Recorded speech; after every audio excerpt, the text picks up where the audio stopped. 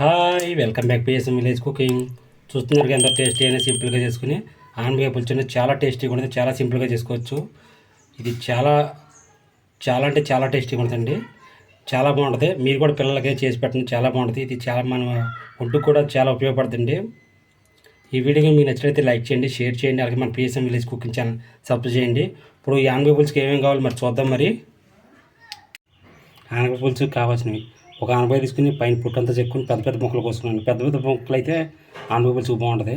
అలాగే 2 ఉల్లిపాయలు కోసుకుని ఉంచుకున్నాను. అలాగే 4 పచ్చిమిరకాయలు, 2 టమాటాలు ముక్కలు కోసుకుని ఉంచుకున్నాను. అలాగే కొద్దిగా బెల్లమును, కొద్దిగా మెంతులు, ఒక హాఫ్ స్పూన్ మెంతులు తీసుకున్నాను. ఒక పెద్ద నిమ్మకాయ సైజు అంత చింతపండు నానబెట్టుకుని ఉంచుకున్నాను. అలాగే తాలింపులోకి ఎండుమిరకాయలు, ఎల్లుల్లిపాయలు, ఒక స్పూను ధనియాల పొడి, అలాగే తాలింపులు, 2 కరివేపాకు రెమ్మలు. ఇప్పుడు తయారీ విధానం తెలుసుకుందాం. తయారీ విధానం: పొయ్యి వేసుకుని ఒక గిన్నె పెట్టుకుంటున్నాను. గిన్నెలోకి 3 టేబుల్ స్పూన్ ఆయిల్ పోసుకుంటున్నా. పులుసు కదండి, ఆయిల్ ఎక్కువ పడుద్ది. 3 స్పూన్లు పోసుకుంటున్నాను నేను.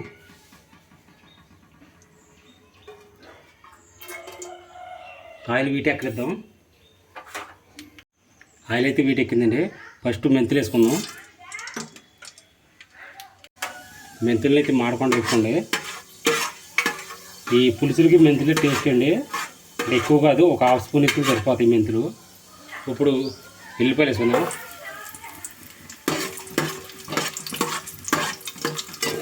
మెంతులు సువాసన మాత్రం చాలా బాగుంటుంది. అయితే మెంతులు మాత్రం మర్చిపోమాకండి వేసుకున్నప్పుడు, చాలా టేస్ట్గా ఉంటుంది మెంతులు వేసుకున్నట్టయితే. ఇప్పుడు తాలింపులు కూడా వేసుకుందాం. తాలింపు వేసుకుని శుభ్రంగా వేసుకుందాం మాడకుండా.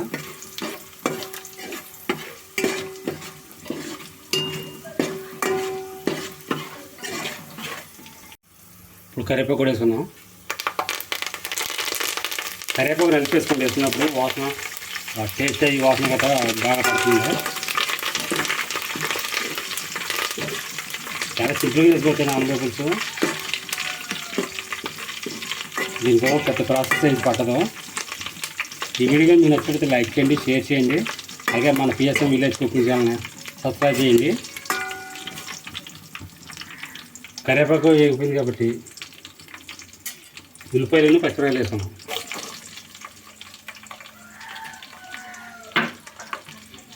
వేసుకుని మాడనీకి వేసుకున్నాం.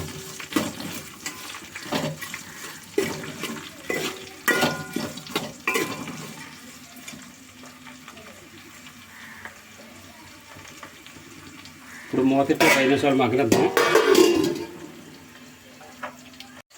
ఒకసారి మూత చూద్దాం.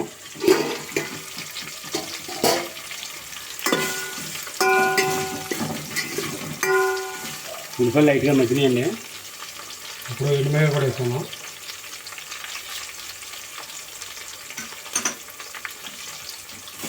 మొత్తం కలిసి చక్కగా జాగ్రత్తగా మాడకుండా వేసుకున్నాం.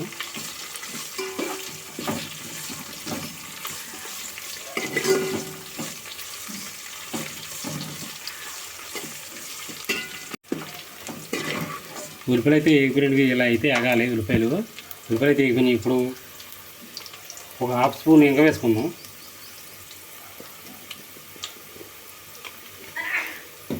ఇంగను కూడా శుభ్రంగా మొత్తం కలిసి చూసుకుంటున్నాం.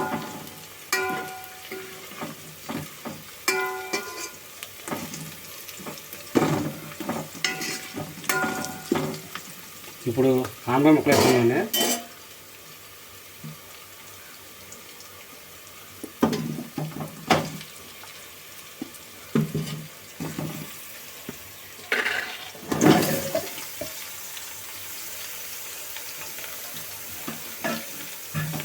మొత్తం ఒకసారి కలుసుకున్నాం.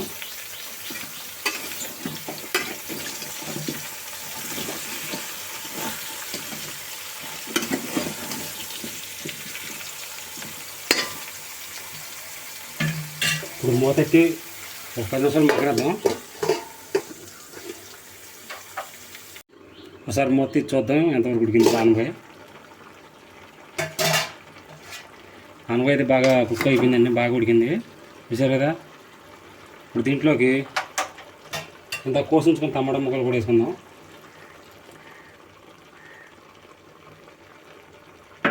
వేసుకుని మొత్తం ఒకసారి కలుపుదాం.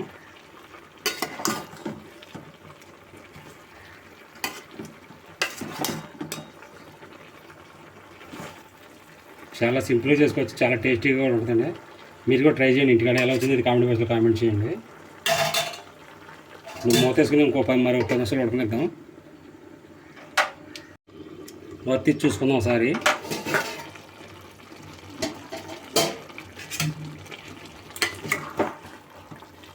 చూసాక టమాటాలు ఆనపకాయ ముక్కలు అయితే మొత్తం ఉడికిపోయింది శుభ్రంగా మెత్తగా. ఇప్పుడు దీంట్లోకి కారం వేసుకుందాం. నేను 2 స్పూన్లు కారం వేసుకుంటున్నానండి. మీ టేస్ట్కి సరిపడి మీరు వేసుకోండి. నేను 2 స్పూన్లు అయితే వేసుకుంటున్నాను.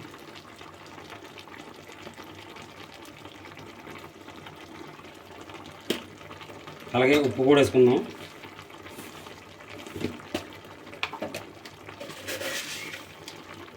నేను కళ్ళుప్పు వేసుకుంటున్నాను. ఇప్పుడు మొత్తం కలుపుకుందాం.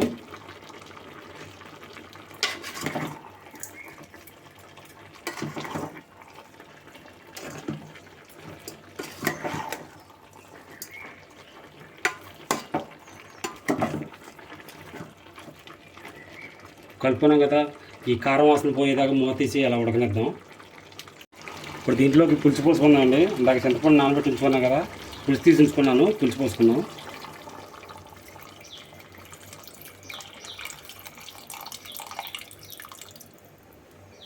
పులుసు పోసుకున్నాక మొత్తం ఒకసారి కలుపుకుందాం.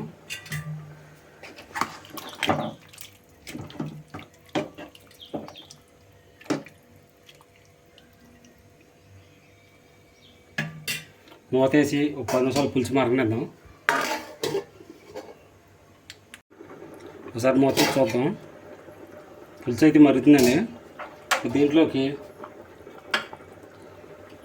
బెల్లం కూడా వేసుకుంటున్నాను. అలాగే ధనియాల పౌడర్.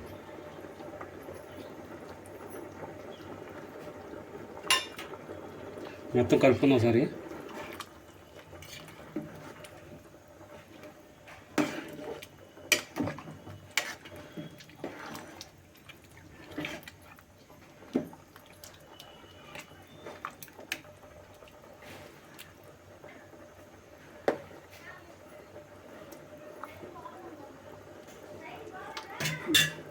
మూతేసి ఉడకనిద్దాం కూరని.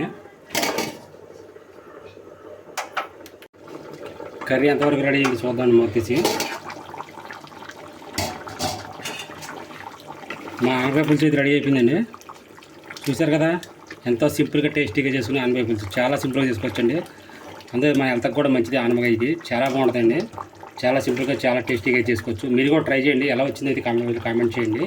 అలాగే మీకు తెలిసిన రెసిపీలు ఏమైనా ఉంటే కామెంట్ బాక్స్ అయితే కామెంట్ చేయండి. నేను కూడా వాటిని ట్రై చేస్తాను. ఈ వీడియో కానీ మీకు నచ్చినట్లయితే లైక్ చేయండి, షేర్ చేయండి. మన పిఎస్ఎం విలేజ్ కుకింగ్ ఛానల్ని సబ్స్క్రైబ్ చేసుకోండి. ఇప్పుడు కొత్తిమీర వేసుకుని పొయ్యి ఆఫ్ చేసుకుందాం.